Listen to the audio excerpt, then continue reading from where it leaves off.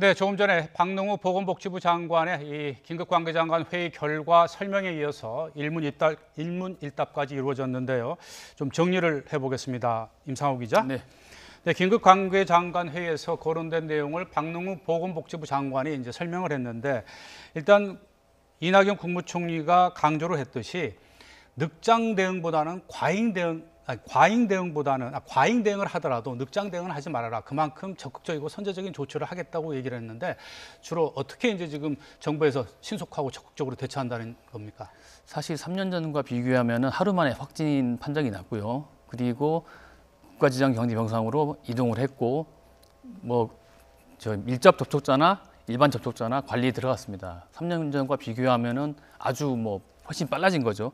그래서 그 이낙연 총리가 관계기관 장관회의 하기 전에 네. 모두 발언해서 아까 말씀하셨던 대로 선제적인 대응을 해라. 늑장 대응보다는 차라리 과잉 대응을 해라. 하지만은 너무 불안감을 조장하지는 말아라. 네. 그렇게 얘기했습니다. 네. 그러면서 혹시나 이렇게 이제 국민들이 과도한 걱정이라든지 메르스에 대한 이 공포감을 갖는 것도 그건 바람직하지 않는 것 아니겠습니까? 그러다 보니까 좀 이 정보 공개도 투명하게 하고 좀 신속하게 하겠다는 얘기를 아까 또 했어요. 그렇죠.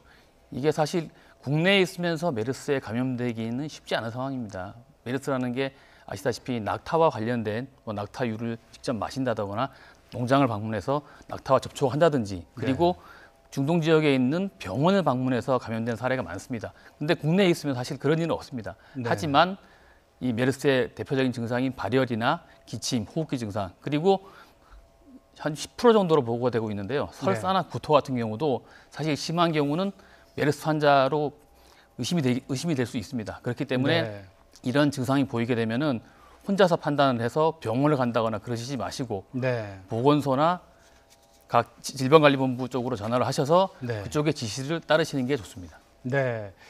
자, 그리고 확진 환자는 지금 특이한 증상은 없고 안정적으로 좀 치료를 받고 있고, 또 22명 간접 접촉, 밀접 접촉 그 환자들도 지금은 특별한 이상 증세 없이 안정하게 또 통제하에 있기 때문에 걱정할 단계는 아니다. 그러면서 일반 국민들이 어떠한 그 메르스와 관련된 증세를 보이면 무조건 병원을 가지 말라고 얘기를 했어요. 그렇습니다. 네. 왜냐하면 병원에 가서 2차 감염을 일으킬 수 있습니다. 본인이 만약에 메르스 환자면은 본인만이 아니라 병원에 있는 여러 사람에게 감염을 시킬 수 있기 때문에 보건소나 질병관리본부 등에 전화를 하셔서 그쪽의 지시를 따르시는 게 좋습니다. 네.